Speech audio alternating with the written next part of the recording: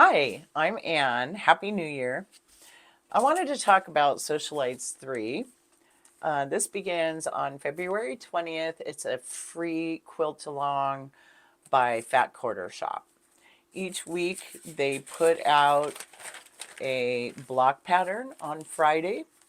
Each of these blocks are done by a different pattern designer, and these are all famous people: Robin Pickens, Corey Yoder, Lori Holt, Lisa Alexander, Pat Sloan, etc.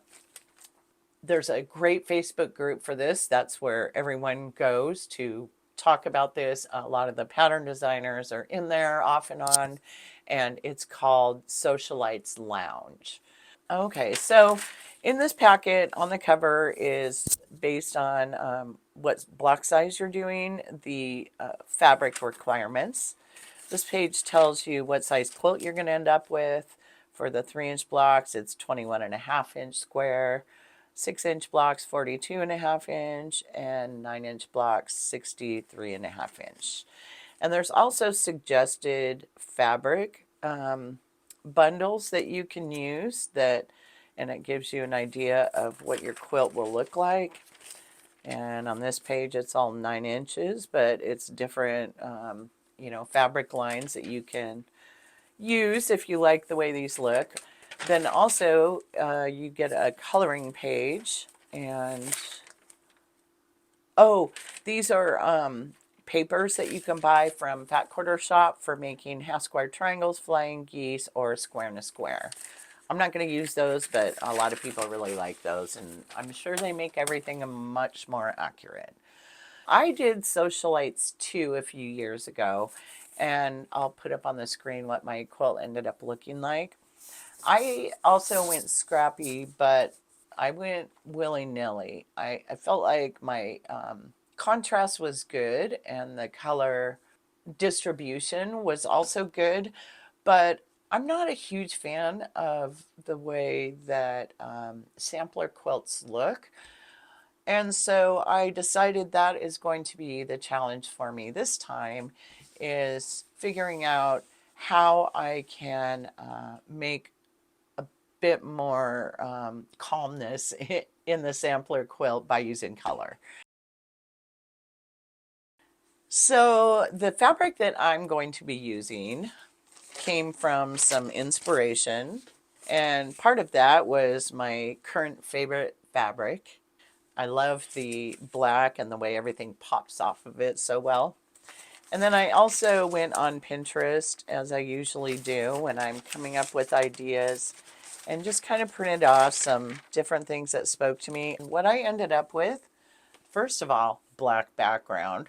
I've never done this before. I'm very excited. So I chose 4 color families so that each block I'm going to grab a color family and stick with that within each block. What I did was selected 1 print and 3 solids from each of my 4 different color families.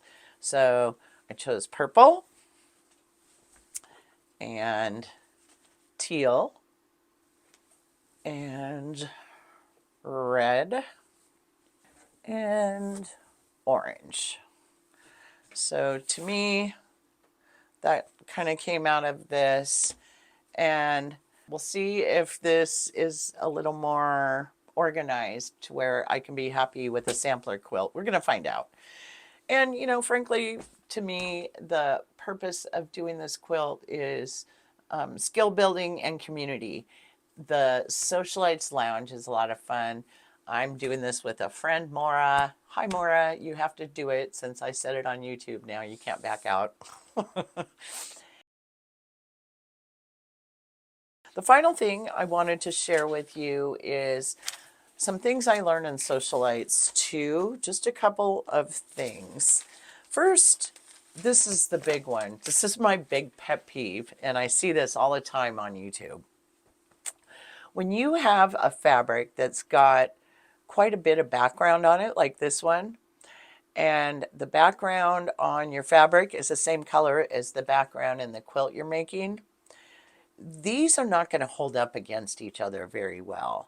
A block pattern depends upon contrast in order for you to be able to see the design of the block. You need to be able to have enough contrast between the pieces to see the shapes. So these next to each other are not going to be great. This with black next to it, awesome. Yeah. So just something to keep in mind.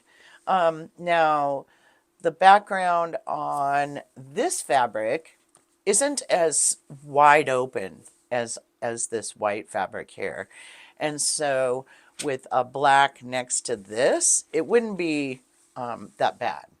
It's when you have these wide open spaces that it's a problem. Okay. The other thing is the scale of your print.